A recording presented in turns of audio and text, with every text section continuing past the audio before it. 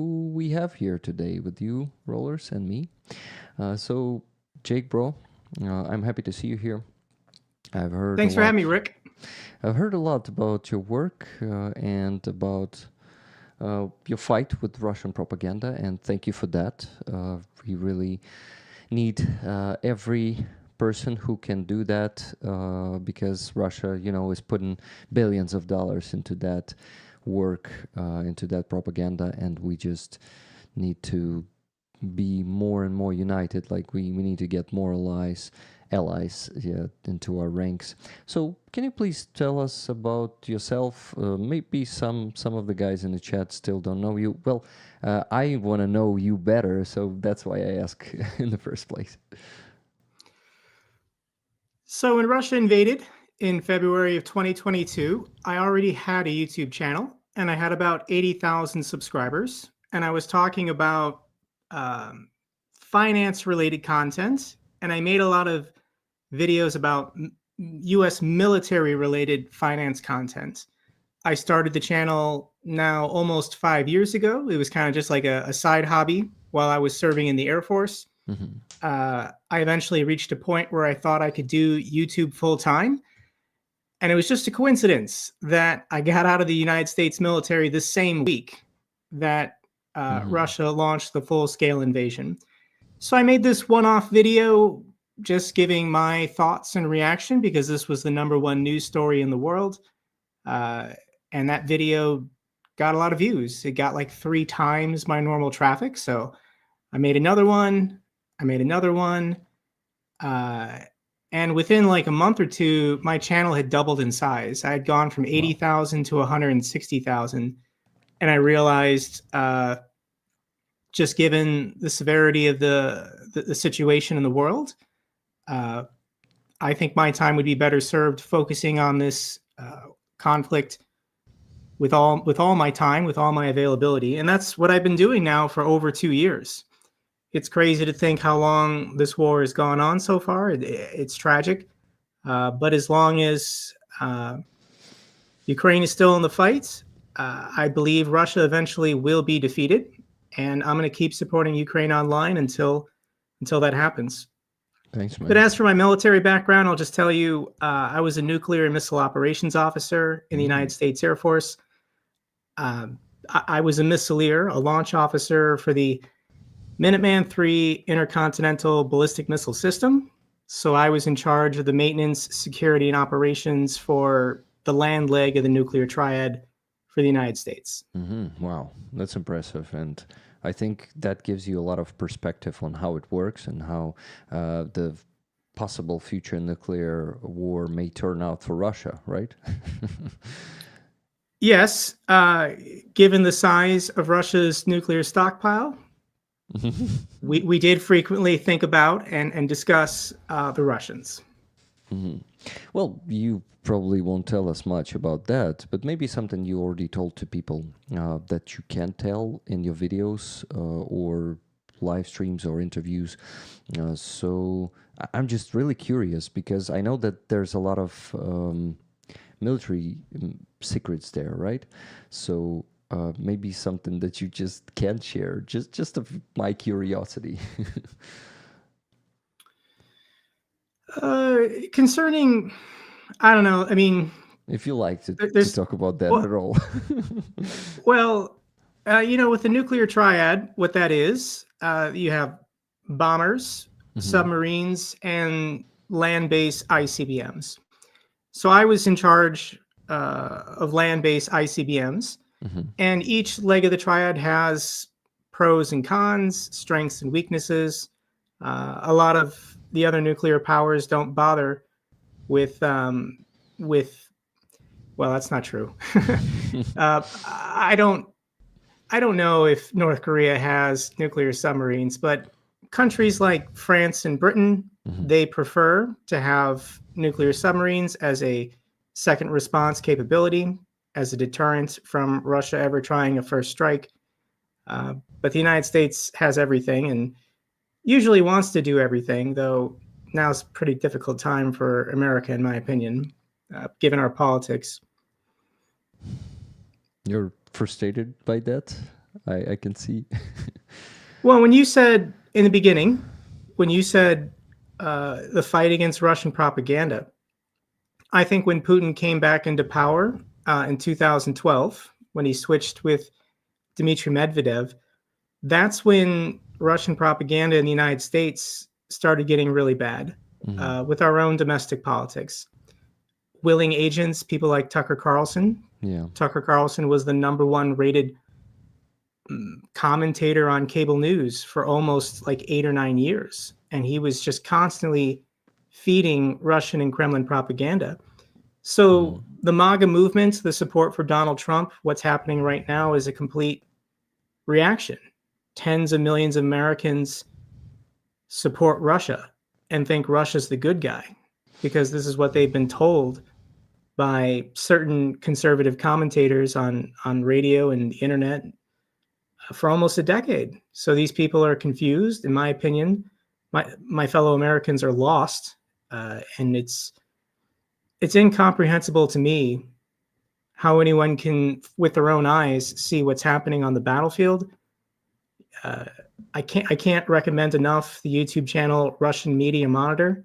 Hmm. It's run by Julia Davis with the Daily Beast, but I try to show clips from Russian state TV as much as I can because this is what the Russians are saying to their own people about nuking Yellowstone National Park and trying to trigger the San Andreas Fault to destroy Los Angeles. Like these are real things they've said Yeah.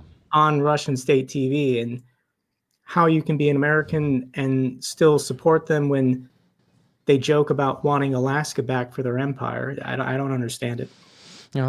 They actually don't really joke. They're just preparing their population for those conquers and setting them that mindset. I think because they really want to conquer all the world, and that's what they live with. And thank you for showing those because here in Ukraine we watch much more of those than you guys probably. Well, at least. I don't know how half of the U.S., but the information is not really well spread there if it's in Russian language, if I'm not mistaken, right? So you really put it out there and translate and really show them that what their intentions are and what they're trying to accomplish mm, and what they're talking about. So yeah, we really see how they are always saying send the nuclear missiles to Washington. It's their slang, na Washington, on the Washington. So, then there's a question: do you know Russian? No, I don't yet. Hmm.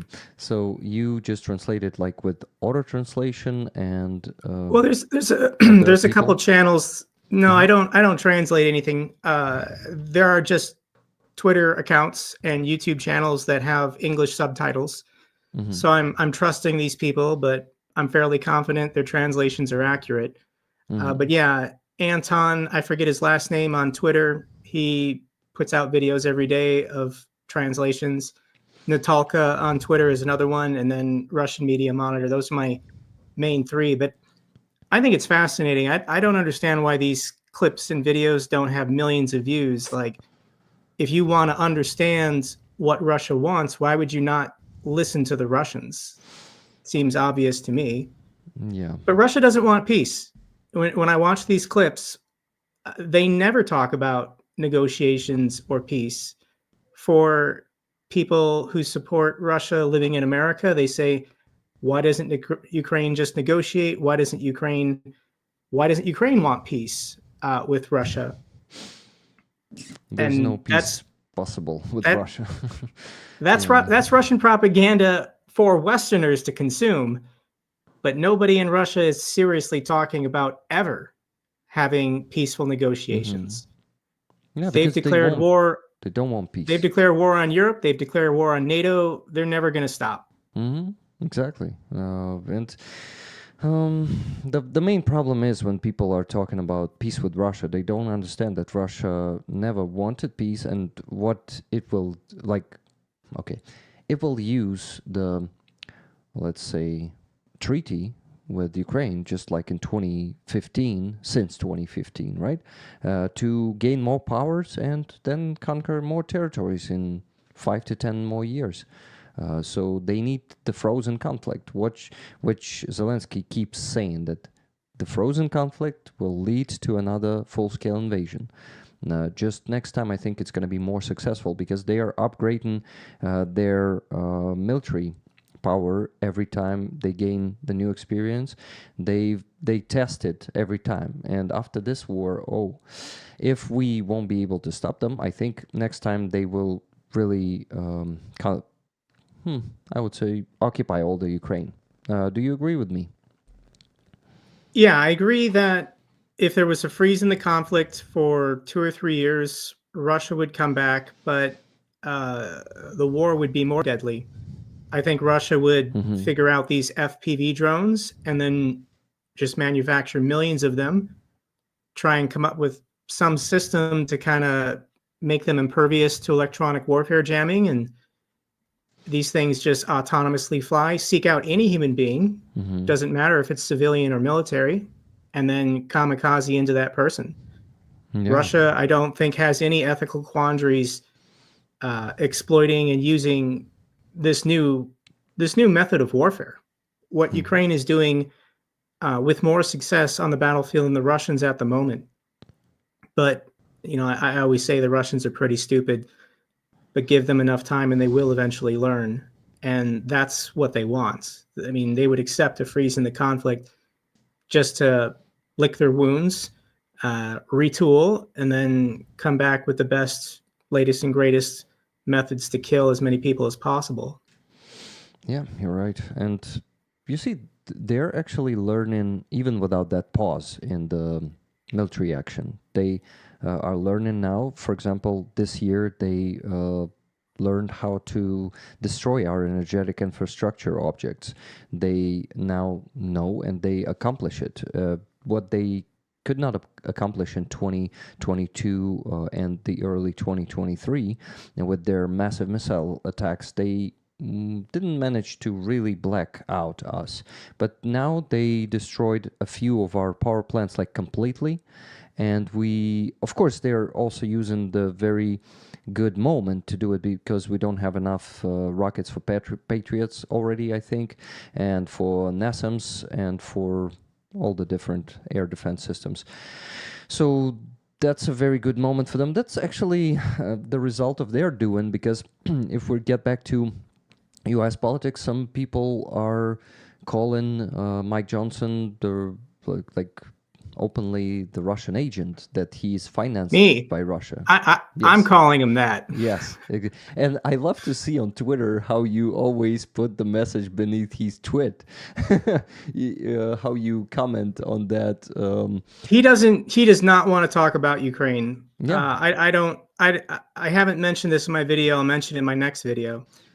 But the agenda for the House of Representatives this week is something stupid and ridiculous. It's like the Refrigerator Rights Act and the Toaster Freedom Act and the Blender Liberty Act. Like, it's the most stupidest stuff ever, because Mike Johnson wants to talk about literally anything other than the war in Ukraine. Yeah, because that's his mission right now. Sorry, man, for interrupting. Well, so, I mean, I don't know what you know, but I can explain to your audience that Mike Johnson was a nobody 4 years ago. I mean, he was only elected to Congress 6 years ago, and it's just a freak occurrence that he became Speaker of the House when Matt Gaetz removed the previous guy, McCarthy. McCarthy had been in Congress for decades. He had seniority, he had experience, he had connections that made him the second most powerful man in our government. Mike Johnson gets to be the second most powerful man in government only because Donald Trump wants him. Yeah. So if Mike Johnson doesn't do absolutely everything Donald Trump says, he'll be removed and replaced with someone else who will just do whatever Donald Trump wants. So I hate when, trolls in the comments saying, Donald Trump's not even president, what can he do? No, he's the second most influential man in America right now, and that's the way he likes it. He wants all cameras on him, all attention on him, all the time. It's nauseating, but we might be close to the end here for Donald Trump's political career this November. Would be amazing. What chance of it do you think? Is it really a big chance of the end of his career? You can't look at the polls right now. They don't mean anything. So the Democratic Party and the Republican Party have their 3-day or week-long conventions in August. The election really starts after then. So most Americans will make up their mind. And with these elections, it's not about changing your mind. It's about getting out the votes. There's a certain number of people likely to vote Republican, a certain number of people likely to vote Democrat. And elections are determined by turnout, not changing anyone's opinion. You're not going to change many people's minds. People at the moment are either likely to vote for Biden or likely to vote for Trump. So with competitive campaigns, it's about getting field organizers, staffers, door knockers, canvassers to just harass people until they turn in their ballots. Because you can, in many states, vote early. And as soon as you vote and you tell these people who call you every day that you voted, they'll take you off their list and then you're done. But I have to believe that given the fundraising levels that Joe Biden has been accomplishing, he's probably going to outspend Trump 3-1. And they're going to make sure that anyone likely to vote for Biden definitely votes for Biden.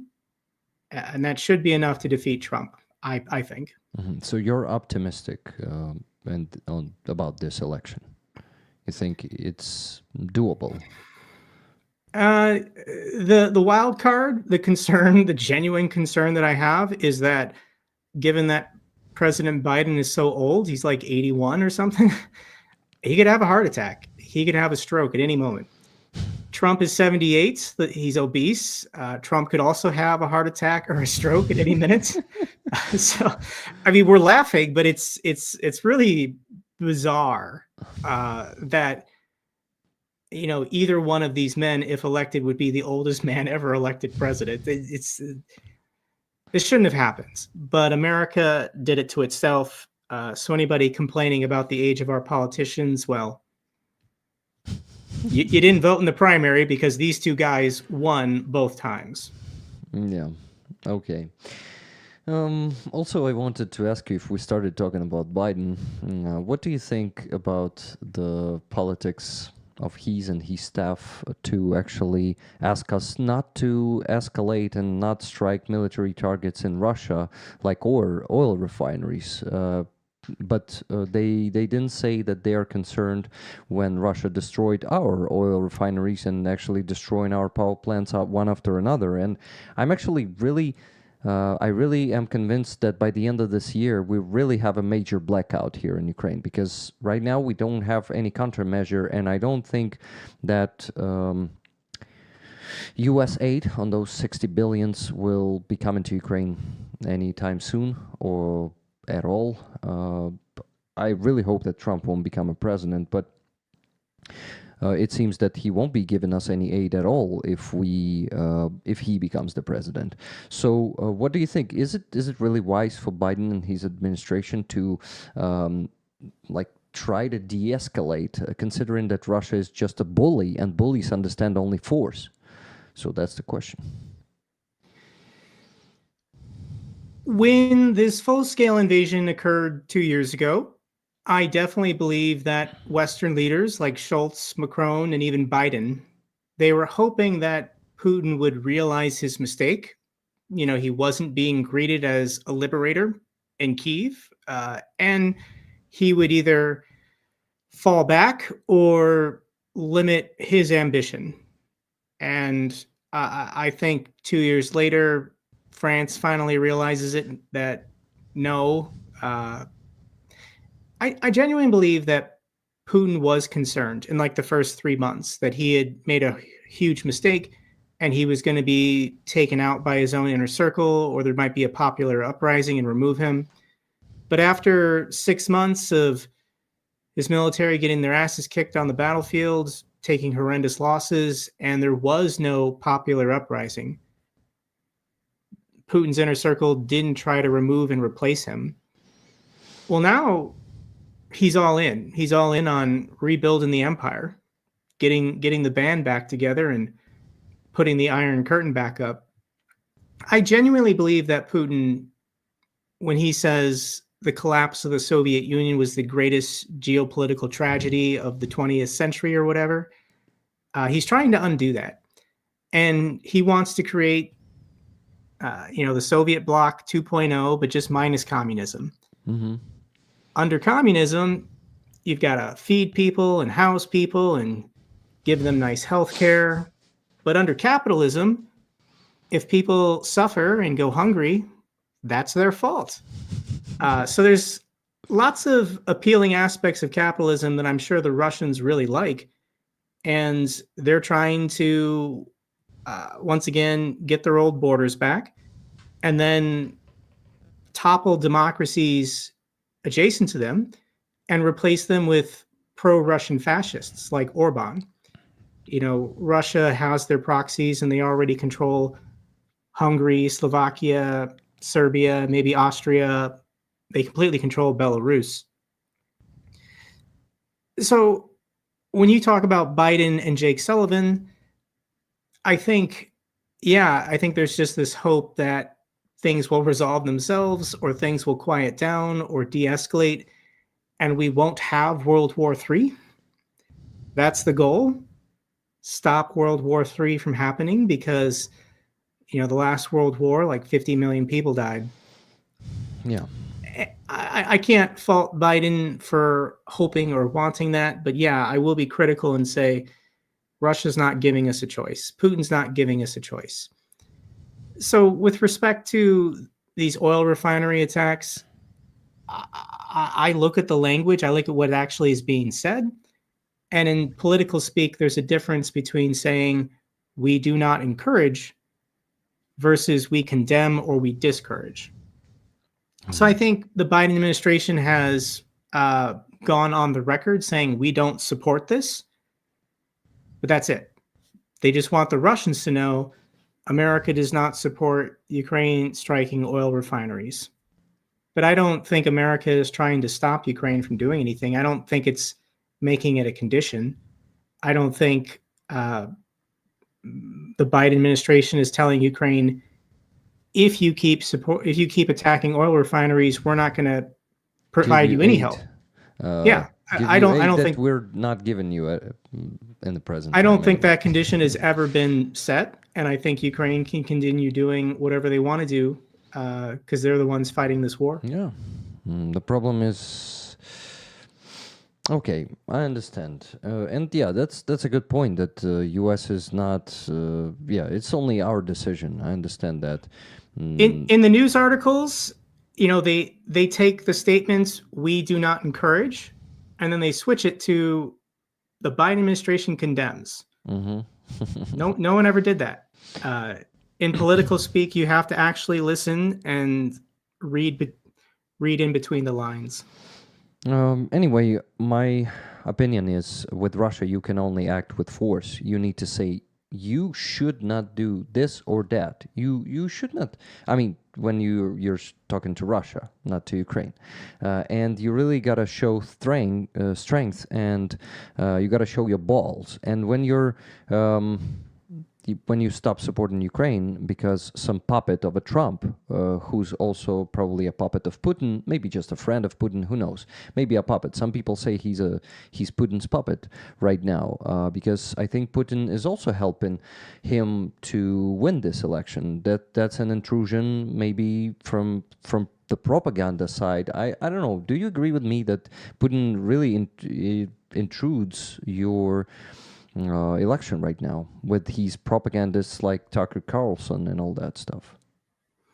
So I can give you a couple examples. In 2016, Russia hacked the Democratic National Committee and leaked a bunch of emails to help Trump in the 2016 election. Was there collusion? Did Trump want that to happen?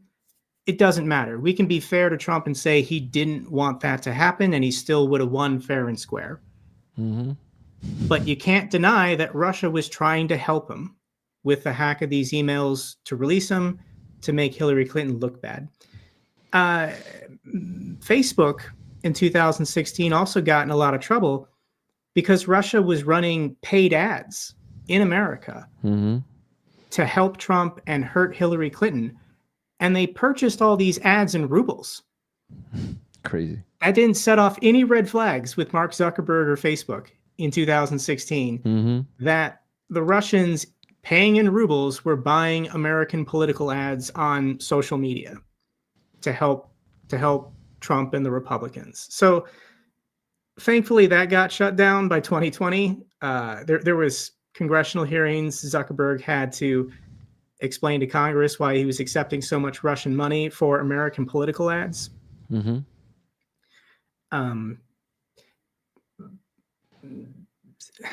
But yeah, I don't know what's going to happen in 6 months. But everyone who cares, who's American, has to stay in the fight, has to stay engaged, and has to do everything to defeat Donald Trump.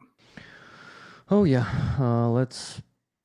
I mean, we cannot help you with that from Ukraine, I guess. But if you have any American friends, you can let them know what your opinion is. Oh man, all my American friends are here in the chat, and they hate Trump, each and every one of them. So unfortunately, I think I have no friends. Thank you for 5 coffees.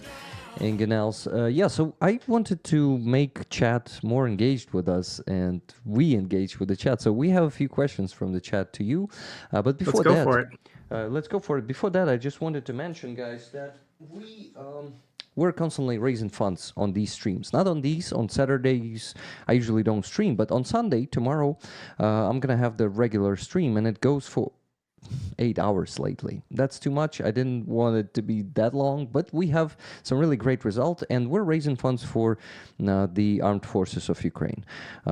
This time, right now, the ongoing fundraiser is for El Greco. It's my friend. He serves in the board guard. And we are raising funds for the car. We were raising funds for another car for him about 4 or 5 months ago, but this one got destroyed, and it's still a long period. Some of the cars there on the front line, they live for about 1 day or few hours. So less than for 3 months is really a long period. And a very big. Okay, that's a very good result. So guys, just to mention that we're constantly with rollers. By the way, Dick Dawson gave the name to my community. He came here on the stream and said, I have a name for your community. I'll call them Rick Rollers. And it stick. I really like it. I even made a patch for every roller, sending it out to rollers. So patches is something... Never gonna give you up. Yes, never gonna let you down. Exactly, man. I put this every time someone buys a coffee. I start singing along with a notification. I put the notification on Rick Ashley's "Never Gonna Give You Up." So that's really a thing here. And we're raffling tomorrow a patch. This one, it's 14th Brigade, 14th. Окрема механізована бригада, separate mechanized brigade. Літуни, they are FPV pilots, but not only FPV, they use all kinds of drones. You know, the big droppers, Baba Yaga, you probably know that one that Russians are afraid of, and many drones, basically all that they can get their hands on, they're using there. So guys, the price of the ticket for this patch is just $10. So you can buy as many tickets as you want. If you want a patch from, it's actually a video of how the soldier, the commander of that FPV unit, was giving it to me on the NEFO handover event of the NAFO trucks. We were handing them over the truck that you rollers raise money for them. And he gave me this patch, and let's get it to one of you guys. Maybe some extra patch will be added. Okay, Holy Oblation bought 10 coffees. Keep up the fight, Rick and Jake. Never gonna turn around and desert you. Yeah, I gotta sing along with that one. So yeah, you can buy tickets by sending money to my PayPal or to my Buy Me a Coffee. Then we put all of the money raised on the raffle to the fundraiser. It's Car for El Greco right now. Okay, so getting back to just one thing I wanted to quickly mention, guys. Jake mentioned it in his community post and on Twitter that we're actually auctioning the flag signed by Roman Trochimets, and the description of the stream holds the link to the auction page. On that auction page, just give me a second, I'm gonna show it to you on the screen. Yeah, so here's the auction page. Current bid is $1,250 by Priceless. That's a nickname. So you actually have 1 day, 1 hour, and 29 minutes before it ends. You can actually get this flag. Look at Roman holding it and smiling. It was a really good day to see him. Okay, so yeah, you can get that one. You can come to tomorrow's stream, and let's go to the questions. Let's not lose time, because I think we still have only about 30 minutes with Jake. Okay, the question is from Raven. It was the first one. Is it possible Russia is exaggerating the amount of nuclear bombs it has? Is it possible, Jake? Hello, Raven.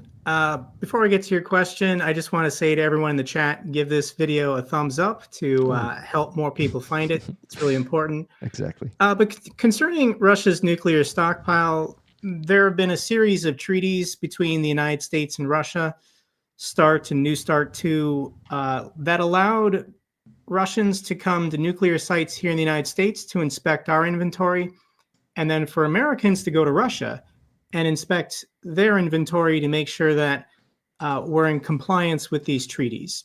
Now, Russia isn't participating in these. When COVID happened in 2020, they said, we're not doing these anymore.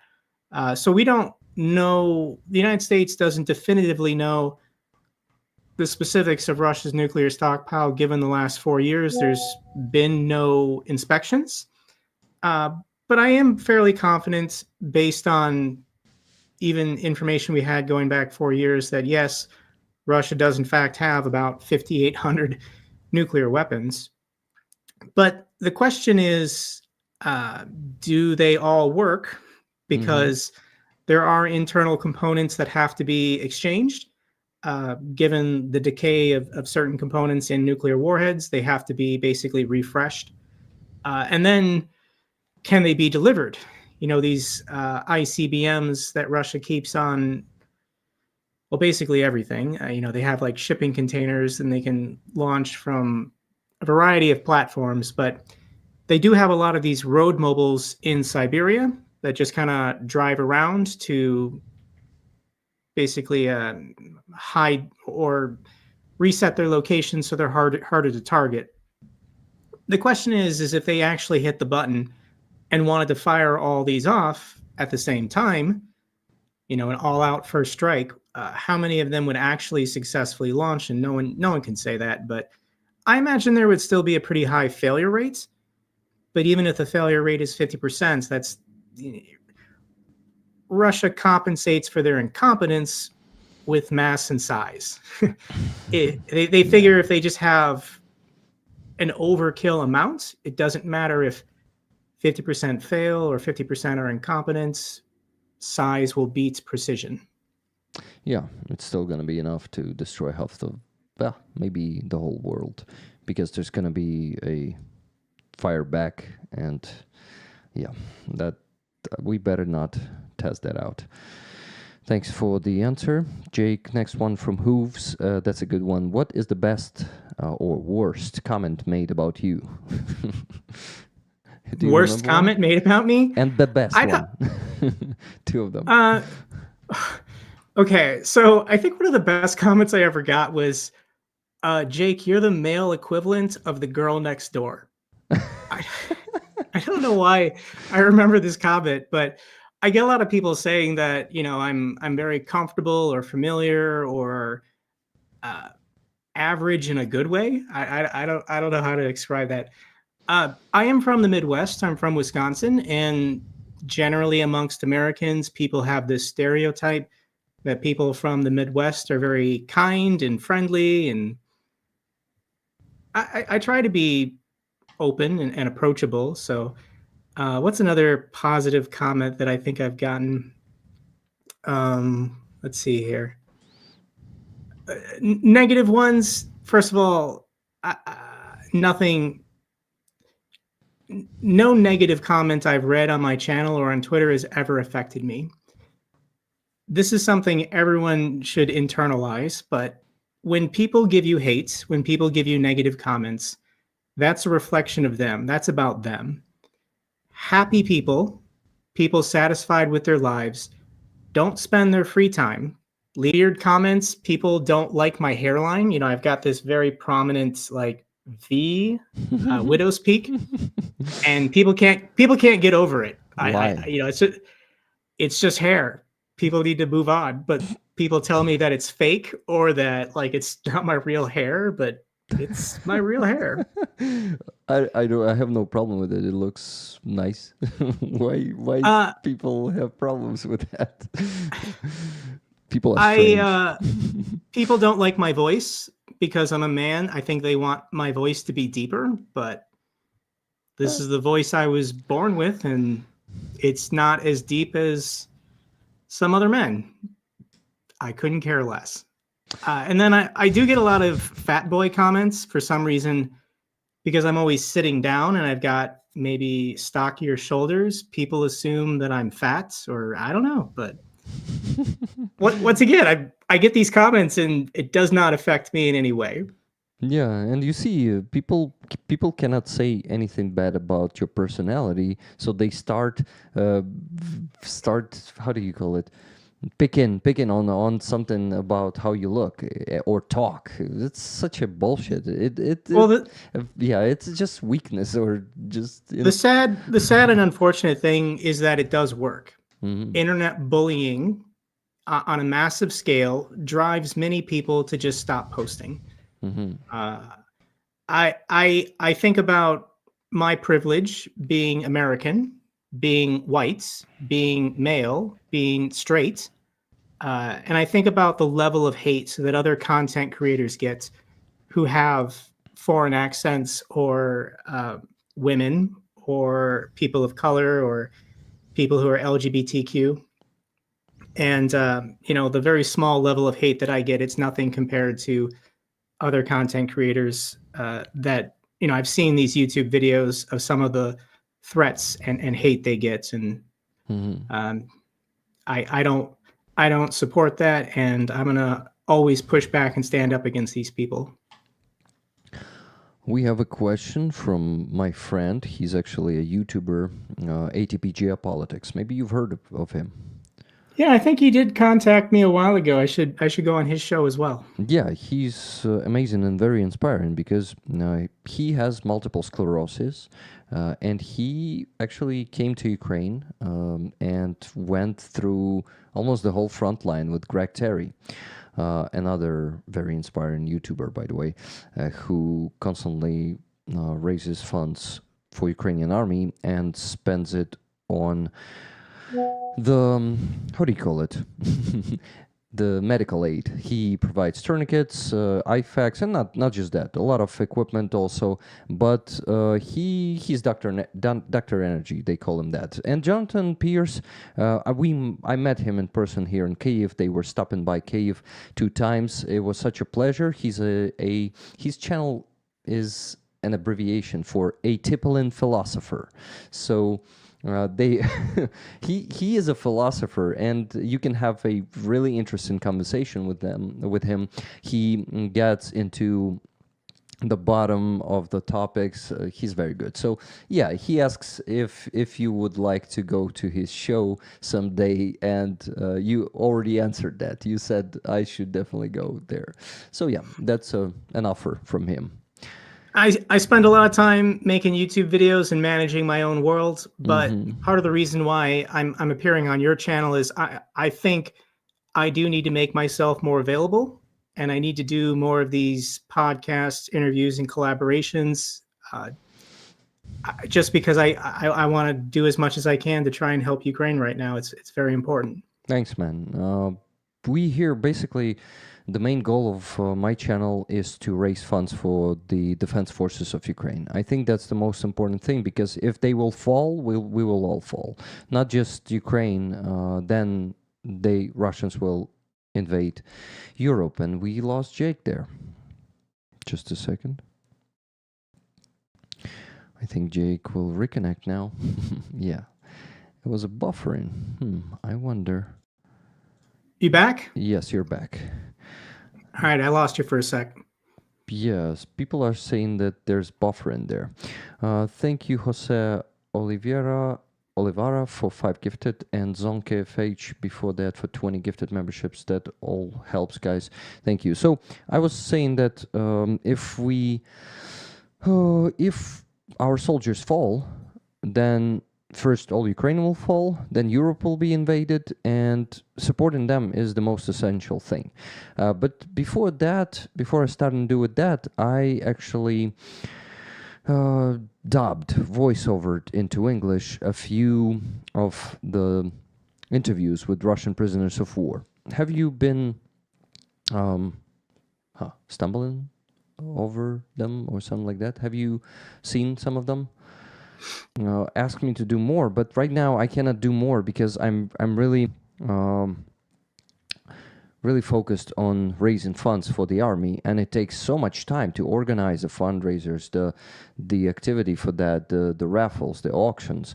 So I really feel right now that I do the very important thing, the most important thing, but I'm lacking on doing what I really also want to do, and that's translating those into English and actually voice over it in English, because for a lot of people it's really hard to sit in front of the monitor, and I am one of them, and listen and watch those subtitles for hours. So making it available just through sound is very important, so I can just put an earbud or put the headphones on and do, I don't know, dishwashing. That's how I listen to Zolkin's interviews. So guys, if you're new here and you want to know more about Russian mindset, go there, and in the channel you'll find 11 interviews already. There's plenty of them to watch. Not enough because Zolkin posted around 800 of them already, but each interview takes so much time to dub, it's crazy. So that's basically it. I actually have a few questions here for you. Just wanted to mention that, but before that, I wanted to ask you if you don't mind if Lila will join us for 5 minutes and say hello to you. Yeah, of course. By the way, do you know her? Like, did you? This is Roman's sister, right? Yeah, Lila Trohimets. I've seen her videos on Twitter. Yeah. Nice. So let's do it now. Lila, please join. You have the link there. Yeah, it's actually. How do you? It's pinned. Yeah, it's pinned on our Telegram chat there. So if you're still there, join us now. Let me also give you a message. Доєднуйся. Yeah, that was in Ukrainian. Join in. I can translate it. So the questions. Yeah, you see, it's time flies so fast. This is why I love 8 hours conversations on my streams, but no, they're never that long. People here are like for 2 to 3 hours, and then after they are like, oh, it's been 3 hours already. Well, I gotta go. Rick, we can go a little bit longer. I don't mind. Okay, thanks, man.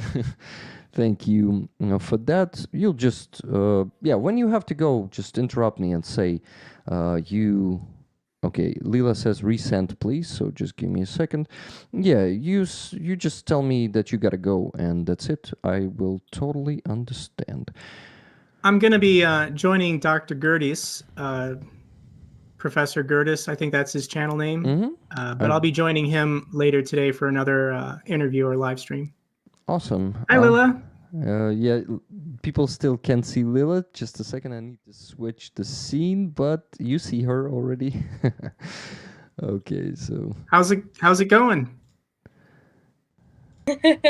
Extremely tired. What about you? Just another glorious day in Vegas. It's starting to get a little bit warmer here. Las Vegas is in the desert, so it's starting to get in the 80s, and it's April, so it's unbelievably hot here, like 4 months out of the year, and I can't go outside. But in the spring and the fall, it's warm and nice and sunny. So I'm gonna try and get some sunshine today because I don't go outside enough. Lila is actually right now. Lila, hi. I also am happy to see you. Now everyone can see you. So I wanted to mention that you're right now is close to the front line. You're visiting the Ukrainian soldiers. And yeah, please tell us how your trip is going. And yeah, how's the situation there on the front line? It's pretty intense. I cannot say anything, like no details and stuff, but we visited some soldiers a couple of days ago. I mean, when we just started our trip, and I was like trying to cope with the information and like what I've heard. The only wish and the only important message which you guys, all the viewers, heard like a lot of times is just keep supporting Ukraine, because people who don't have like soldier friends and who couldn't speak with them like personally and listen their stories, they have no idea what our defenders are going through. Like just listening to the stories made me, I don't know, just curse all the time on what was going on. And I heard like kind of filtered, of course, like so just like, I don't know, just kind of I'm having like really mind changing trip this time, honestly. I mean, I've been here a lot of times. I've been coming to this area for a year, but this specific trip was like, oh my god, okay.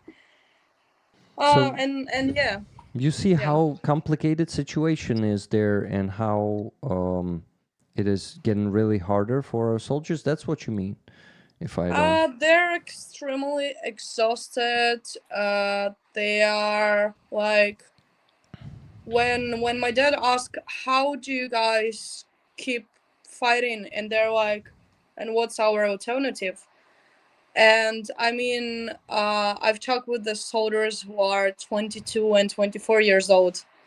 I mean, they're not supposed to go through what they're going. I mean, they're supposed to, have a happy life and stuff. Instead of this, they're like in hell.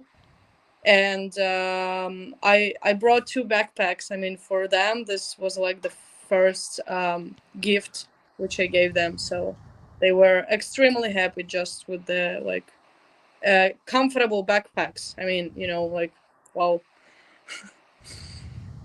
That's crazy. So yeah, that's amazing, crazy. Jake, maybe you have some questions for Lila about her trip and about soldiers and what they're saying and telling. I can't imagine what it must be like. I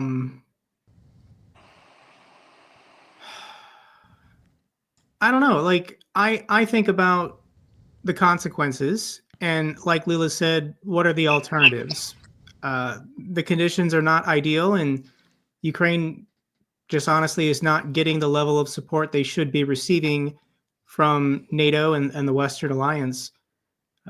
But letting Russia advance, letting Russia win, yeah, I can't imagine anybody seeing that as a better scenario than the hardship they're currently experiencing.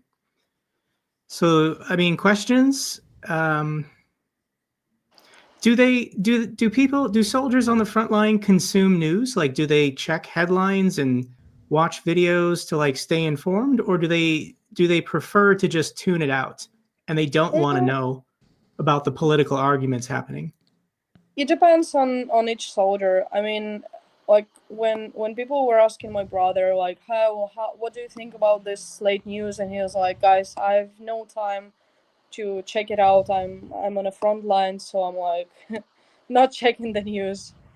It really depends on like if they have time to check it or not.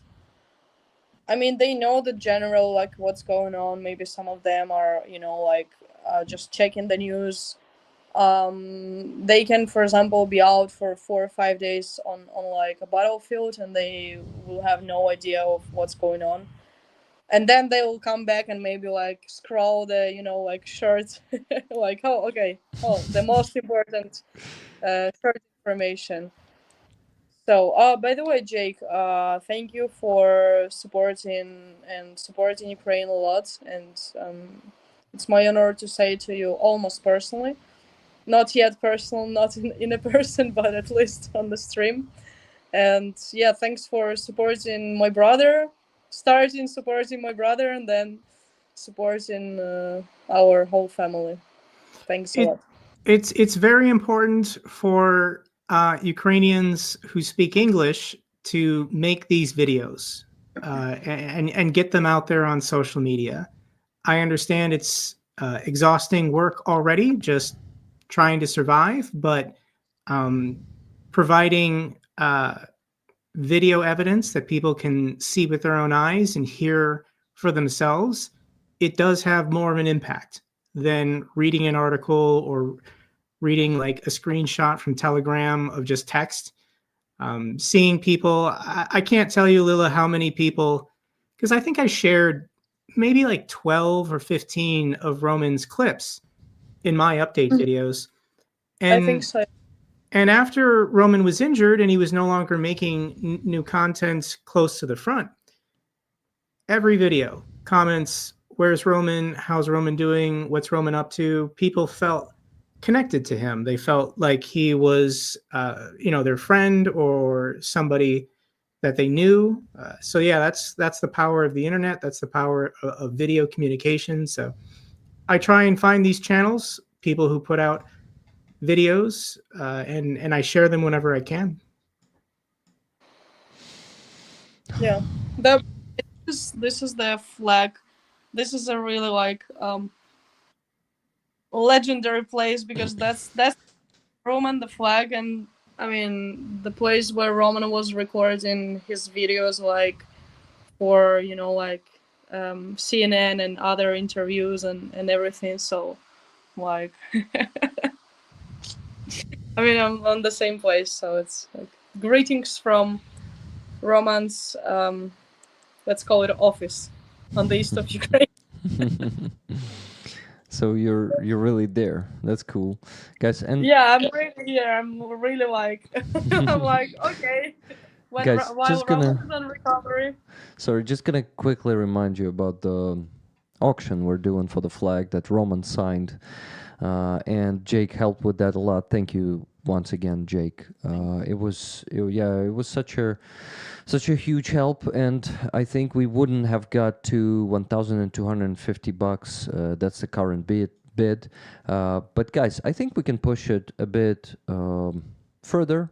And come on, some of you definitely wants to get the piece of history from one of the best fighters out there. Roman was fighting for Ukraine since 2013 on Maidan, and he was really risking his life there. He doesn't speak much about those times, but he told me that personally, just like privately, he told me a lot about those times, and I really admire Roman. He's very inspiring, and he will keep inspiring me whenever, like, I won't stop being inspired by him. So if you're also inspired and you want to help, guys, this money will actually help the 3rd Assault Brigade, the guys who Lila is currently with. That's not only, sorry for interrupting, not only the 3rd Assault Brigade. I mean, we'll buy different stuff. Tomorrow we're gonna visit the other brigade, and then day after tomorrow the other brigade. So we and I just posted on Twitter like the report on the money I spent with the donations. So, and the money from the flag will, I will report on what I bought, what was needed, and post picture hey, this money was used to buy this and that.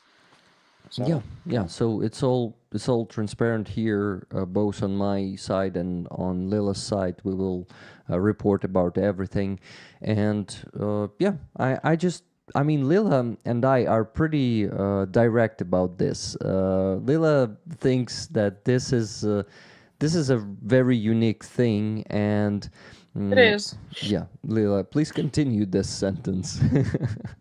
No, I mean actually it is a very unique. It's like, and it's everything connected. Just the backpacks I brought to the Third Assault Brigade.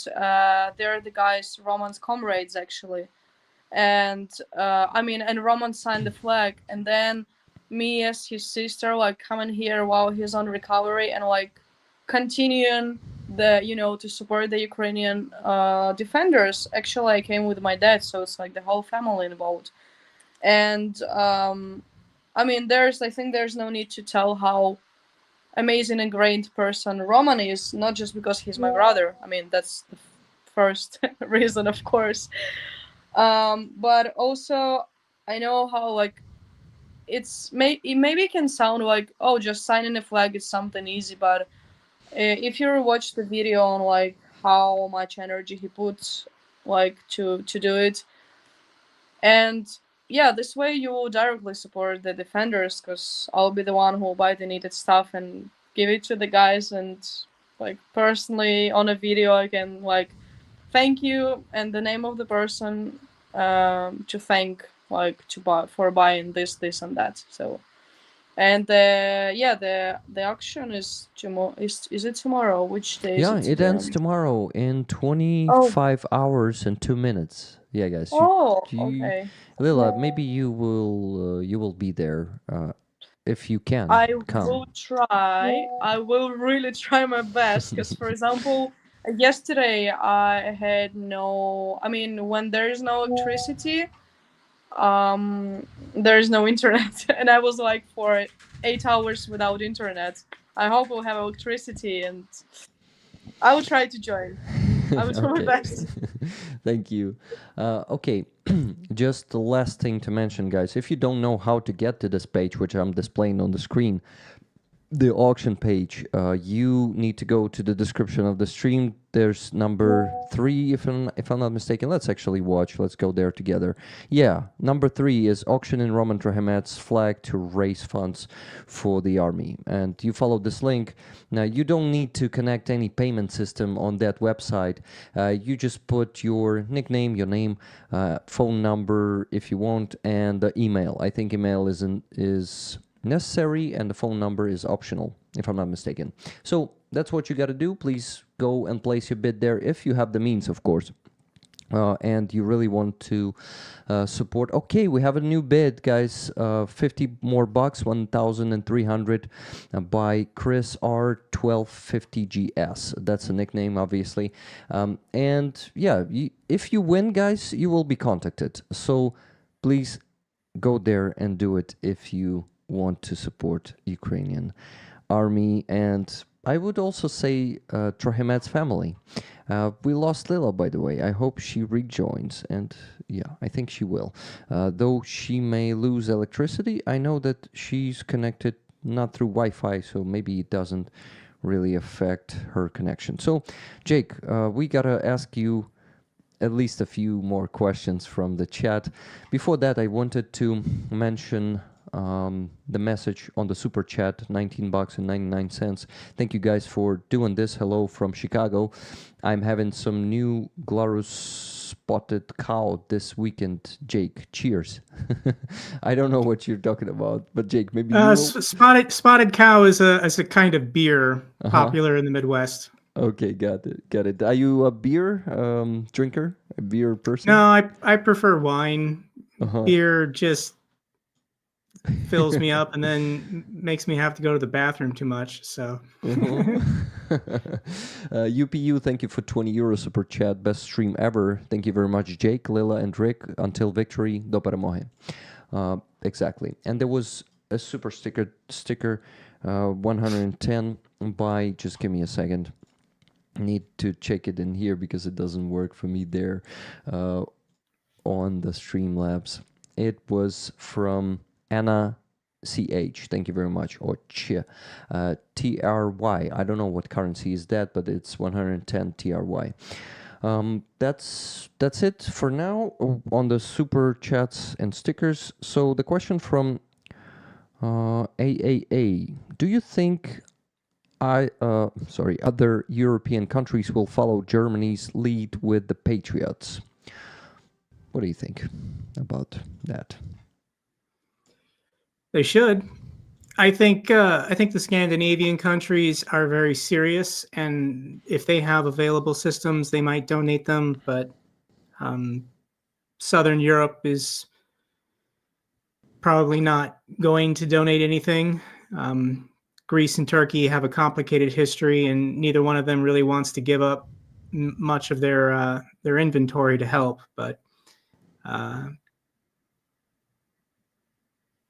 I do know that if military aid in Congress can be passed, if the discharge petition can go through and we can get a vote, as soon as the money is available, the United States would send additional Patriot systems.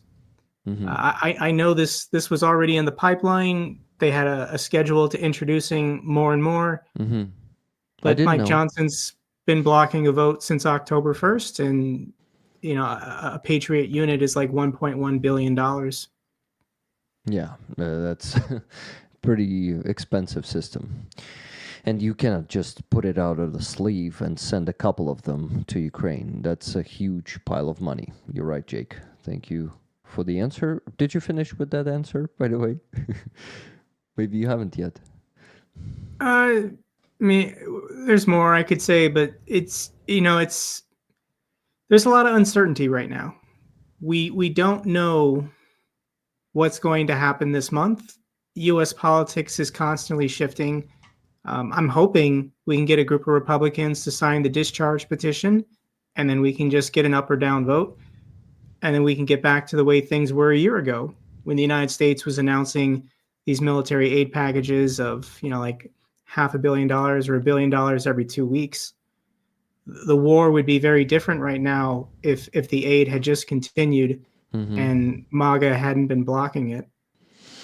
Yeah, that's such an unfortunate set of events that we still don't have that aid.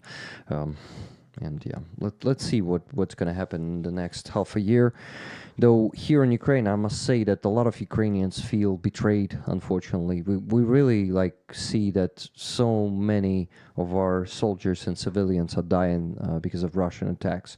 Guys, this doesn't go to any of you. I know that you support not only with donations and with spread of the word and with attention. That all helps. Thank you so much. You put so much of your time and energy. Jake, that goes to you too, not just to rollers and your community and every community, every pro-Ukrainian community there. There are so many of us, and there's plenty of awesome YouTubers, pro-Ukrainian YouTubers, for you to connect with. So, let's just, I think the motto of this is, united, we are becoming stronger. So thank you for uniting with me, Jake. That means a lot. And let's just make more connections. There was actually an idea, Jake. Maybe you will consider to come to a marathon stream that will last for 24 hours. And the goal will be super ambitious, to raise $1 million. And yeah, we try to get this done by the end of the year. It was my idea together with Greg Terry, if I'm not mistaken. He was on the stream. So yeah, I offered him, dude, what do you think? Maybe if we won't raise $1 million, which is super ambitious, but I think if we unite forces with big channels, smaller channels, there are many very generous communities. We could have done that like a telethon stream, when some different guests join us, one after another. We have the conversation. We encourage people to donate. So, tell me if you're interested. I would love to see you also on that stream. Send me the details when you set this up. Yeah. Okay, sure. Thanks, man. Just connecting Lila back. Oh no, back. Just a second. No, how does it work? Yeah, like this. Okay, Lila, you're back. Welcome back. Hey, thank you. My phone got too hot because, and I'm like, I'm sharing the internet to my laptop through my phone, and it gets like very hot very fast. Yeah, I don't know what we lost, and I tried to rewatch what you were talking about. I think you told Ricky told what, like, yeah, I'm not through Wi-Fi, but if I will have no electricity, I will still have no connection, even a mobile connection, because everything will be off. Lila, did you get the news that we have a new bid? It's 1,300 by Chris R. Yeah. Seriously, no? Yeah, Wow. $50 more. Thank That's you. good, guys. I encourage you once again, go there. Also, I want to thank you for each and every like. We have more than 600 likes, and I think some of you still forgot to like, so please do that. It helps with engagement. So does your gifted memberships, super chats, super stickers. They also help with engagement. Thank you, Aquatic Boreals Borealis for 14 Canadian dollars. Max support to Ukraine. Then Robert Pitt, £5. Hey, Jake Broe, I would love to see you do a video with ATP Geopolitics. Also, thanks, Rick, for everything that you do. Thanks. Thank you, Robert Pitt, for that message. And Jake already said that he's very interested in that. So, yes. We'll see Jake on ATP Geopolitics, and there's going to be, wow, a golden conversation, guys, believe me. You guys are both so smart and knowledgeable. And, okay, I don't know if you're a philosopher, Jake, but Johnny is. I don't have the patience for it. I mean, I try to be concise. I try to simplify things. And generally, philosophers do not. Philosophers want to expand ideas and make things deeper and more complicated, which can be interesting. It can be fun, but I'm the kind of guy that just, I want to simplify and make things as practical as possible, so I can take in even more information. You know, I love to learn. I love to learn new things. And philosophers want to slow things down and reflect on stuff, and I just don't have the patience. So, if you're different, your approaches are different, it might be even more interesting, I would say. Okay, so questions. Let's go and ask the one from Joran Roloffs. Can you ask Jake if he thinks support will increase if Biden gets reelected, or at least get easier with the House and Senate? Good one. Yes. If people in America in November do the correct thing, right now, Republicans in the House only have like a 2 or 3 seat majority. It's I mean, out of 400 and some members, it's super thin. So if they can lose that, and Hakeem Jeffries becomes the new speaker, there's no more obstacles. And in U.S. politics, we have term limits of just 2 4-year terms. So there's always this insecurity for an American president in their first term, because they really want to stay. They really want to stay for a second term. So presidents usually are more reserved in their decisions the first term, because they don't want to have anything bad happen, because they want to get reelected. So I do think some of the word is timidness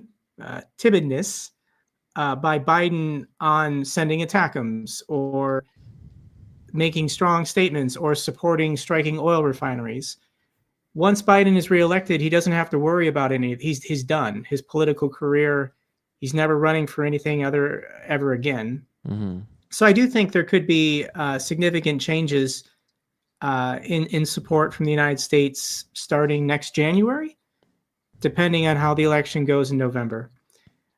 I hate that, because that's like 7 or 8 months away, but yeah, this is not a coincidence. Russia is also making decisions now, trying to affect the U.S. election, trying to boost Trump and hurt Biden. So it's people in the comment section who plan on voting for Trump, who also support Ukraine, they leave me these comments saying, Jake, I liked your channel before you got political. My response is there's nothing more political than war. How can you conduct a war without it being political or talking about politics? So people are being naive, and I respond to them and I say, you need to grow up. There's nothing more political than war. Yeah, man. And right. it's obvious what the positions are. So take your head out of the sand and do the right thing. It's just like Russians. Every interview with Russian prisoner of war, when Russians and their wives or mothers are being asked, what do you think about this war? First thing they answer, I'm not interested in politics. That's what Russia convinced them. But war, yeah, that's the most political thing. You're right. I like that you pointed that one out. It's a coping mechanism. It's a survival technique because life in Russia is so terrible. They from birth are conditioned. Don't question politics. Don't get involved in politics. Whatever Putin and his thugs want to do, let them do it. Vlad Vexler on his channel has done a lot to educate me because I overestimated the Russian people prior to this war. I had a more positive opinion of the average Russian person, and I assumed that they would be outraged by these atrocities and war crimes. But they really don't care. Yeah. I genuinely believe this now. They just want, their I don't know. I see these pictures and videos of Russian cities, like this flooding in Orsk and this flooding in the other town, and these don't look like very nice towns. Yeah. I don't know what these people are clinging on to. What do they have to lose by keeping the system the way it is now? I mean, things 30 years ago must have been just a lot worse, where they appreciate what they have today. Yeah. Dirt roads, trash piled up everywhere. People throwing around hand grenades for fun, getting into fights. Like these videos out of Russia, these people are insane. Okay, there's also a good suggestion from Dr. Tuso. He's saying I'm breathing hard into the microphone. I'm sorry. I've tried my best to balance, so I'm gonna mute myself next time to not let you guys hear that. Sorry. What, Leila? I gotta go. I'm like dying to sleep. Just like we'll see you. Hopefully, we'll see you tomorrow. And I wish to have a peaceful night to everybody. So I wish you a peaceful night as well, Lila. Yeah, Leila. Thank you. Thank you for joining us. Always happy to see you, my friend. Thank you. Stay safe. Slava Ukraini. Героям слава. That's so cool that Lila joined us. I'm really happy that you were able to meet and talk at least for a bit, because you really were supporting and still supporting Trohimet's family a lot, because I consider them an ultimate fighters, and yeah, they keep fighting for Ukraine and they will do it no matter what. So really, really happy to have them as friends. I mean, that's an honor for me. Really. So, any time for more questions, Jake? Yeah, let's keep going. Okay. I'll ask the one from Lettercat. Jake, with the evidence of Muscovite money being paid to American politicians like Trump and Johnson, and those influencing their actions to hamstring the U.S. government, when do you think the laws will actually be enforced to try them for treason? Good question. So in 2010, there was a Supreme Court ruling here in the United States called Citizens United. And the Supreme Court, this is insane, the Supreme Court ruled that money is free speech. In America, we have free speech, and spending money on political campaigns is a form of free speech guaranteed by the Constitution. So what the Supreme Court basically did is said, if you have more money, you have more free speech. Your voice matters more the wealthy you are. This doesn't feel very democratic to me, but a consequence of this is the creation of all these super PACs. And these super PACs spend money on our political campaigns, and the reporting structure for where the money comes from that they get is a joke. So if Russia wants to get money, or China wants to get money, or Saudi Arabia wants to get money into our elections, all they have to do is donate to a shell company.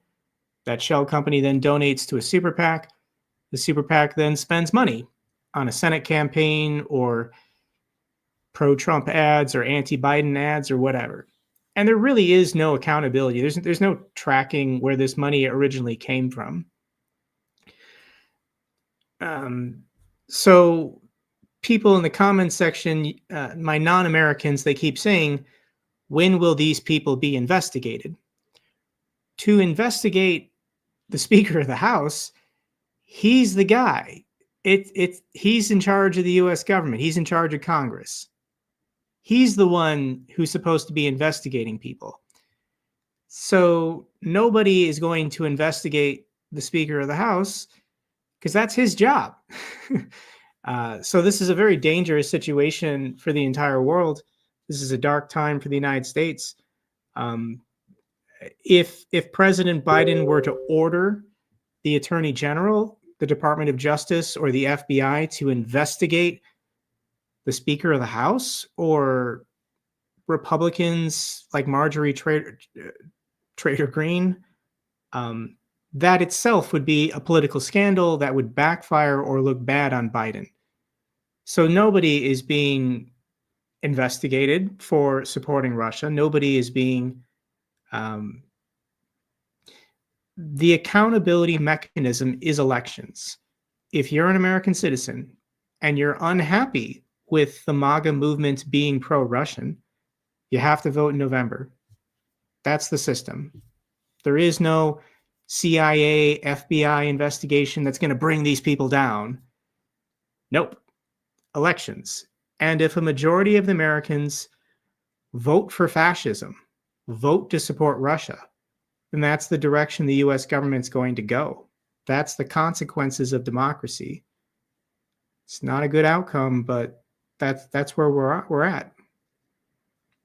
Yeah, thank you.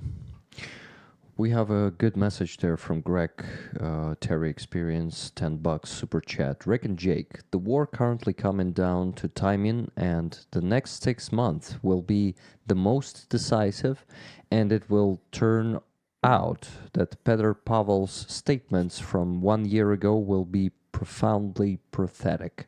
No, prophetic, like a prophet. I don't remember the words of Peter Pavel from 1 year ago. Do you remember them? Is Pavel the president of the Yes. Czech Republic? Of the Czech Republic, yeah.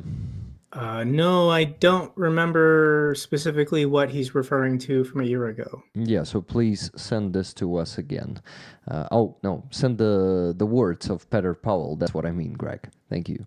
Ryan, thank you for $100 Canadian super chat. Hey everyone, let's get El Greco a vehicle. Good to see Jake and Greg, Terry lurking in the chat. Cheers from Edmonton. Thank you very much for that. Robert Pete, a £5 super chat. After the war, how do you think politics will change in order to prevent the single person, in this case MAGA Mike, is not able to do this again? Yeah, that's a good one. Jake, what do you think? It's very difficult to change the Constitution here in the United States. To amend the Constitution, you need to get a supermajority vote in both the House and the Senate. And then 3/4 of the state legislatures have to vote to approve it. So in 240 years of American history, we've only amended the Constitution like 27, 26 times or something like that. So no, you're not going to like this answer, but the system is not going to change. Yeah. The founders, you know, Alexander Hamilton, James Madison, they deliberately designed our government to be slow and ineffective. They wanted several points in the process where things could be stopped or slowed down to prevent authoritarianism. Back then, they called it a monarchy. They wanted to prevent a unitary power from just taking control of everything. So it's unfortunate that, you know, the speaker is setting the agenda or whatever and not allowing a vote. This is a mechanism to prevent fascism, and they're using it to enable fascism. Wow. And everybody from a parliamentary system, everyone from the UK is screaming, this is undemocratic, this is not fair, how can this be allowed? Well, the check to the check is there's an election every 2 years. If you're unhappy with the speaker blocking a vote that would clearly get a majority support, don't vote for that party, and then that guy won't be the speaker anymore. Now, every 2 years made sense back in colonial times. Like, okay, well, you don't like what's happening, just wait a year and a half for the next election. Yeah, I mean, in 1780, that time moved differently back then, but when we're living in a global world where information moves at the speed of light and there's a war happening, yeah, it'd be nice if we could make decisions faster than this election coming up in November. Okay, I have a question actually. Right now, I see that we're objectively losing this war. It's not like in 2022 where we were advancing and deoccupying territories. Right now, we don't have enough aid. We don't have enough ammunition from the partners. Russians are occupying more territories. Russians are being successful in destroying our energetic infrastructure now. And I'm not pessimistic. I believe in our victory still. But, and this will break at some point we will take the initiative. Of course, there might be even more obstacles to that, but right now we're unfortunately losing. And I just wanted to ask you if you agree with me, Jake, that we're currently losing this war. The metric that everyone wants to use is who's making progress on the battlefield. Whoever is winning or losing today is who is advancing. And that's not how wars are won and lost. Look at the map of Europe in October of 1942, and almost all resistance on the European continent to the Nazis had evaporated. Everyone in October of 1942 said it's over. Germany's won. Nobody can defeat them. So what changed? And wars are a competition for resources. There's more that the Western Alliance could be doing as far as sanctions and cutting off the Russians, going after these oil refineries. I just watched Anders Puck Nielsen's video this morning talking about these attacks on oil refineries are going to cause serious inflation problems in Russia. So are the Ukrainians with overwhelming military power going to start reversing the tide of battle and retaking territory? They don't have to do that. They just have to outlast the Russians until the Russians collapse. And people say, well, Russia's not going to collapse. Well, my response to that is, based on history, the country in the world most likely to collapse is Russia. They did it in 1918, and they did it again in 1989 or 91, depending on when you want to say the Eastern Bloc broke up. But Russia has terrible geography. They don't have navigable rivers that allow easy transportation. It's very cold and very dark most of the year. It's a harsh, dry landscape for most of their agriculture. And Russia is still a prison of nations, of people that don't really want to be there. Contract soldiers only signing contracts because they're from impoverished regions of your empire, they make for terrible soldiers. So there will be an economic or a political breaking point. Really, any day we could wake up and get the news that one of Putin's bodyguards put a bullet in the back of his head, and the war is over. Get rid of Putin, cause Putin's government to collapse, and the Russian forces in the occupied territories will say, I want to go home. Why are we here? Kherson's not their home. Zaporizhia is not their home. They don't know why they're there. They just want a paycheck. Unfortunately, as a Ukrainian, I will say, and you may disagree with me, but we Ukrainians, like most of us conscious Ukrainians, will agree with that. It's not only Putin, and there are a lot of replacements for Putin there, because all Russians want is the strong leader, the one that's gonna be using power to make them do what that leader wants. I don't think that's actually what they want. I think that's what they're told to want. Putin tells the Russian people, you want a strong leader, and look at me. I ride horses bareback. I go scuba diving. I play hockey. Putin tells the Russian people, you want a strong leader, and then he projects himself as a strong leader. But if Russians had real democracy, if they had a government free of corruption, and they had freedom of speech, the right to protest, fair representation in court if they're accused of a crime, would they prefer that over having a strong leader? And I think they would. I think that's what this war is all about. Putin doesn't want Ukraine to democratize and become a member of the EU. Mm-hmm. Because if Ukrainians had real rights, freedom of speech, freedom of the press, a government free of corruption, well, then people next door in Russia would want the same thing. And that would be the end of Putin. I think that's the number one reason for this war.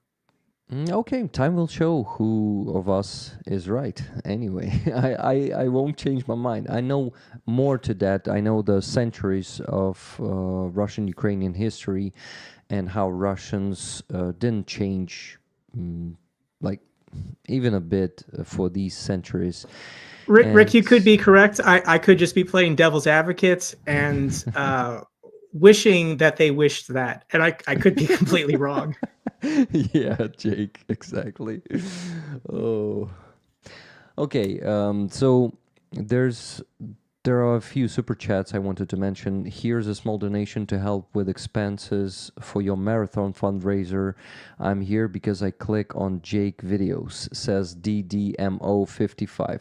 Thank you, guys. By the way, there's Jake's Buy Me a Coffee being posted there in the chat time to time by Dr. Tuso. Dr. Tuso, thank you very much for putting that link there. I also will add it to the description of the stream, Jake. Sorry I didn't do it. No, I have so many activities every day. So if anyone wants to donate, please donate to Rick. You don't need to donate to me for doing this stream. I'm here to support Rick, and I'm here to support Ukraine. Yeah, guys, and to donate better not to me, but to Ukrainian army through me. To do that, you got to go to PayPal. It's in the description of the stream. It will go to the current fundraiser for the car pickup truck for my friend El Greco. He's an ethnic Greek from Donetsk. He now defends his homeland. He's not in Donetsk Oblast, actually in Kharkiv Oblast, but he's fighting for the freedom of Ukraine, and I really admire him. He's a role model for me, and thanks to him, I developed my. I always mix those two words. Not the civil position, but as a citizen. Yes, he developed my citizen position. I'm now a full. Still, maybe not that word I need, but whatever. Civilian? Not the civilian, but like the citizen of my country. Because before the full-scale invasion, I wasn't interested in politics, just like Russians. And that was my big problem, and the big problem of everyone in Ukraine and Russia, anywhere. If people are not interested in politics, they will be used by the politicians as pawns. And as in case of Russians, they will be thrown on the front line as the cannon fodder. You could say civically engaged. Civically engaged. Thank you so much for the phrase. Yeah, so I came here from actually a super chat to this discussion. Thank you for that super chat. And yes, guys, the PayPal is in the description of the stream. Thank you, Lucy B, for 10 coffees. Thank you, Rick and Jake Broe, for all that you do. Slava Ukraini, Heroям Slava. Thank you. Yeah, so I actually donate. I gather money, and every Sunday on the stream, I donate them to the fundraisers. I do it on the screen, so you can see all of that. Progress bars for the fundraisers, for the jars are updating. Then I'm reporting in the community tab. By the way, Jake, do you use community tab of YouTube much? Just like a social poll here. Sometimes, yeah. I think I post on the community tab at least twice a week. Mm-hmm. Yeah, I try to post there like every second day at least. And some, if you do it regularly, posts start to gather more and more likes. I think the algorithm... It helps to have a picture. It helps to have a Yes. video, Yes. as opposed to just text. Yes. Yeah, of course. Photo. Actually, YouTube doesn't like videos.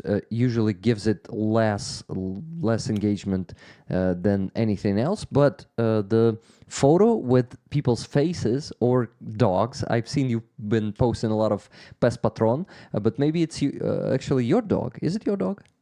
No, that's Patron, the bomb sniffing dog. yeah, that one. So yeah. YouTube algorithm loves that, and I see you also know that and understand that. When I post the dog picture for my Q&A, it gets more people see it, more people participate. So I just look for a cute picture of Patron every time I do a Q&A now. Yeah. Nice move. I also like to see cats and dogs there. They're not just a good algorithm thing. They're really enjoyable to watch. So yeah, I report there.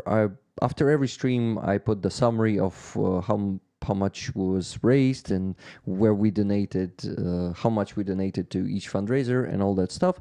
So yeah, rollers know that the transparency of mine. So that's the end of the advertisement. Let's go to another. What do we have there?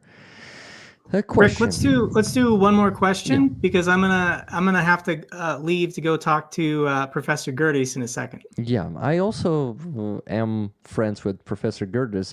He's really good at this, at what he does. He also fights Russian propaganda. So yeah, that's gonna be a good talk. Thank you for also joining his channel and doing that interview with him, Jake. So.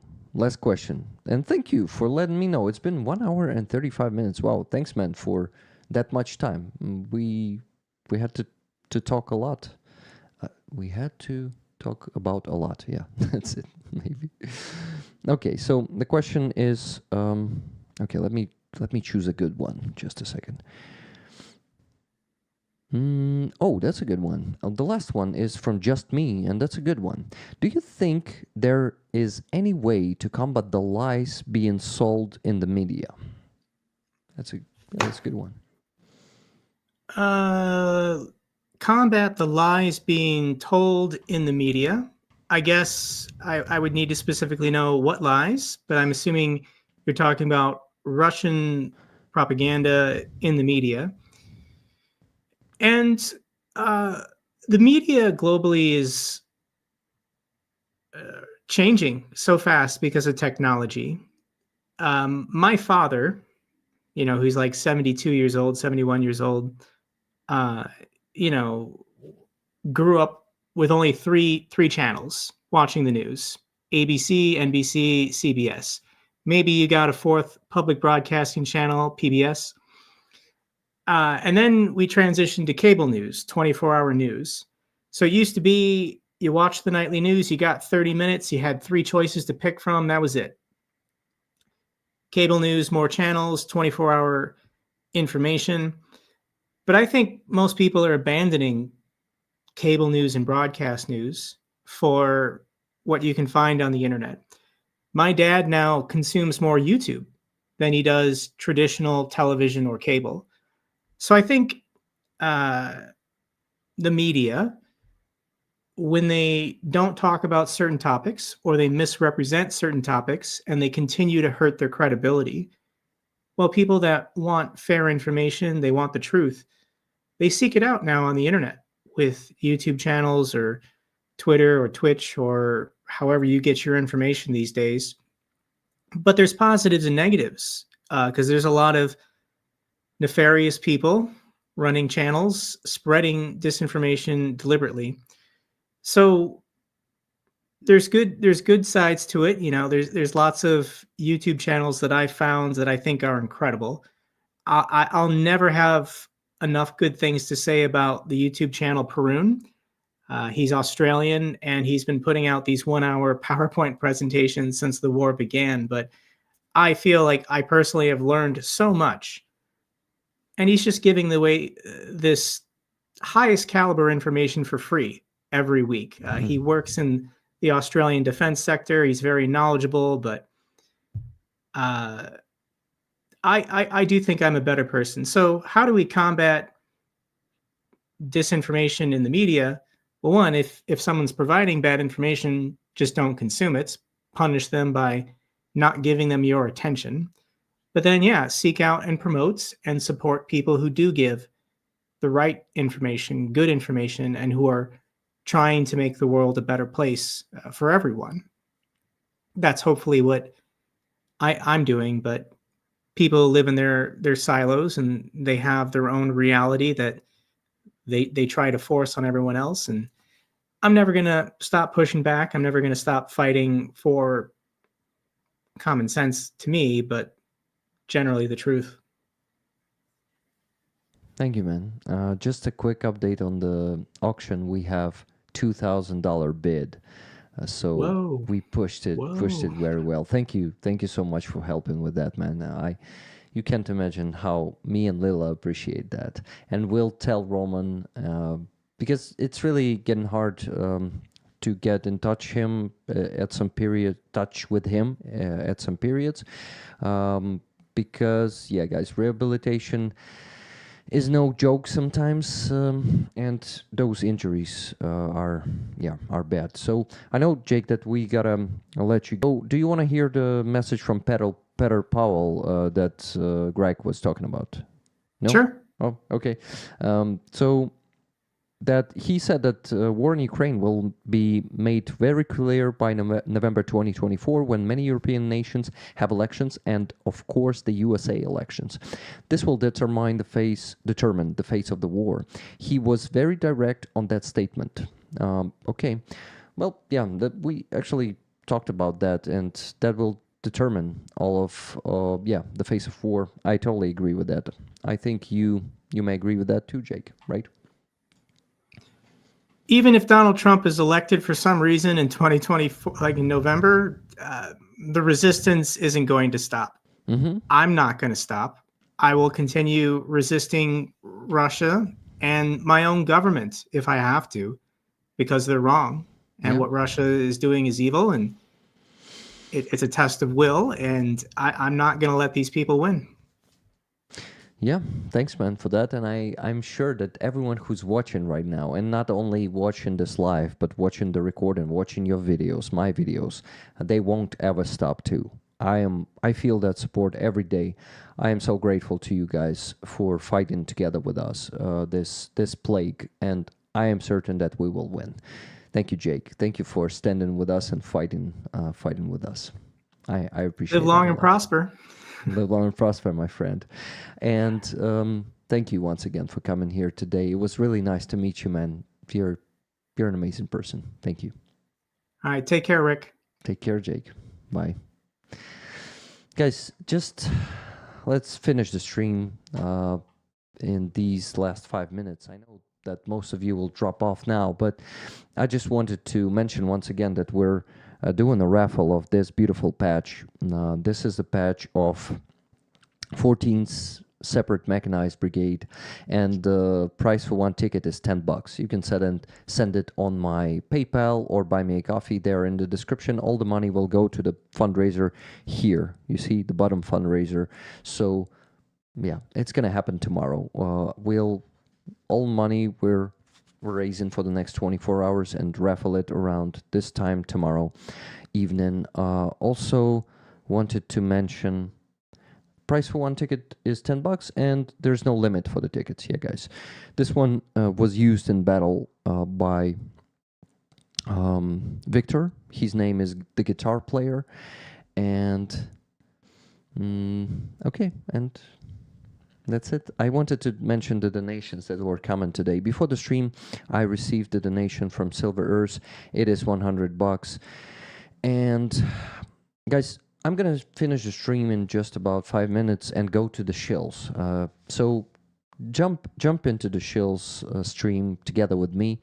Would love to see you there. And yeah, and they are just amazing. Thank you, guys. Thank you for the words of support there in the chat, and for well done by Scott Langhorst. And thank you. We will all be here tomorrow, Rick. Thank you, Just Jimmy. Thank you so much for coming to the streams, for commenting, for the gifted memberships. Dr. Tuso, thank you very much for the huge 50. Thank you very much, Zonke FH, for 10 gifted. Sorry that I didn't read the message in every super chat, guys. You see that the time is limited. It's not our usual 800 hours? No, 8 hours for the stream. So the one from Silver Earth, Glory to Ukraine, Glory to Heroes. Then also today, before the stream, one from Gail S. And $119.25. Use whatever is most needed for your current fund. Oh, sorry, guys. For your current fundraiser. Slava Ukraini, Heroям Slava. Thank you very much, Gail. Then iJedi during the stream sent $200. Slava Ukraini. Heroям Slava, iJedi. Thank you very much. Then Holy Oblation sent $100. Raffle tickets, please. So glad to see this bonus stream with you and Jake. Thank you so much. I was so glad to have Jake as a guest. He's a legend, and this should have happened a long time ago. Thank you, Allah, for the stream is perfect. Thank you all, guys. I'm so happy to see the words of support there, and I'm so happy to see you all here today, guys. Did we get it to 700 and maybe even more likes? Let's check it. It would be really cool if we did. Let me update it. 796. That's crazy. Can you please give the stream those extra 4 likes? Would be really awesome. Then I have the $10 donation. No, $100 donation from Stephen Walsh. I can say the full name because your nickname there is the same on the stream. Benedict Arnold, trader. Is he an American politician also? I wonder. $10 from Jorge S. Thanks for your efforts and work. Slava Ukraini. Jorge, do you want me to buy you a ticket for the raffle for this beautiful patch from 14th Mechanized Brigade? Please tell me. Jorge, and tell me, Stephen Walsh, if you want 10 tickets. Thank you. Also, there were Buy Me a Coffees there, and I wanted to ask if you want the tickets, guys. So let me ask you, Lucy B, please tell me if you want 10 coffees for, one ticket for 10 coffees. Also, Lynn S bought 20 coffees for Patch. Someone bought 5 coffees, and Holy Oblation. Do you want also a ticket for those 10 coffees? Keep up the fight, Rick and Jake, for that one. So yeah, that's, I think, it for today, guys. This was an amazing stream. We have an 800 likes. That's amazing. Would be amazing if we get it to if we get it to 1,000 in the recording. Let's hope more people will watch it. So I will ask you to share it as much as you can, wherever you can. Not necessarily Rick. I see that one. Thank you. Yeah, tomorrow regular stream is gonna be at 7:30 p.m. Ukrainian time. It is what, West Coast? I think it's your like 9:30, and for East Coast it's about the midday, but I'm not sure, guys. You gotta check it out. Check the Ukrainian time, 7:30 Ukrainian time. That's the usual start of the stream. Rick, thanks for this great stream today. I look forward to seeing you on the shills and tomorrow afternoon, says Sally Luz. You're the best, Rick. Thank you, UBU. Thank you, everyone. There are so many comments. I think I won't be able to read all of them. Also, my aunt was here today. Aunt Svetlana, thank you so much for being here today. She asked to give her hello. Hello to you if you're still there and listening. Thank you for being here. Love you. Also, huge thanks to all the moderators who are working nonstop. Love you guys. Thank you, Lila, for joining us today. So yes, tomorrow there's gonna be free Azov stream. Before that, yes, guys, those free Azov streams look like this. I go to the free Azov rally. Okay, I need to add the stream just to show those of you who are for the first time here. I'm gonna quickly show you how it looks. Just give me a second. Here's the screen. Yeah, now I gotta put it in here, and let's go and watch how it looks. So I visit the every week rally on Sunday, where we peacefully protest about Russians keeping our soldiers in captivity. I go there and read the signs for you, translate the signs from Ukrainian. There are a lot of signs in English. We take interviews from some of the protesters. We all already know some people there, and they're happy to see us, you guys who are watching the stream, because I'm giving them the questions from you. And that's basically it. Yeah, thanks for your attention. I really gotta run because I still wanna do some conversations on the shills, so please join me there. I'll be there in about 10 minutes. I still gotta go and do some stuff there at home, just for 10 minutes, at least to visit the bathroom, guys. It's been almost 2 hours of the stream. It was an amazing stream. I'm happy to meet Jake and really hoping that he will join us once again on the stream, that he will come to the stream. Oh, I got one more donation, guys, from Jennifer C. Fundraiser, $25. Thank you, guys. If you want to take part in the raffle for this awesome patch, please specify it in a comment of your payment that this is for the raffle. One ticket is $10. Thank you. Okay. Thank you, Rick. Me too. Let's go. Yes. Go, Rick. Yes, I gotta run, guys. I would love to chat with you for the next 6 hours. Wow, my English is getting bad when I'm tired. And Greg Terry says, great stream, bro. Thank you, bro. It's indeed a great stream. Thank you for all the support, guys. Thank you for the coffees, for the super chats. Thank you, moderators, for your tireless, awesome work.